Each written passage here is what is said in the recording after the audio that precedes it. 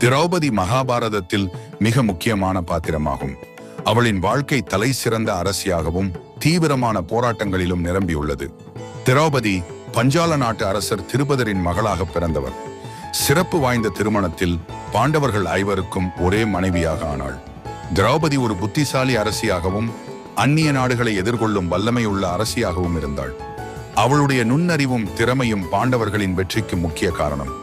திரௌபதியின் வாழ்க்கையில் மிகவும் கொடிய சம்பவமாக இது அமைகிறது.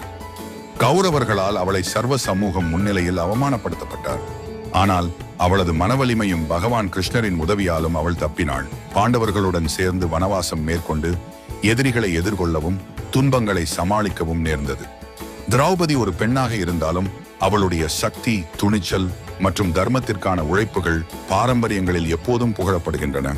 அவளுடைய வாழ்க்கை நியாயத்திற்காகவும் நீதிக்காகவும் எப்போதும் போராட வேண்டும் என்ற பாடத்தை நமக்கு கற்பிக்கிறது.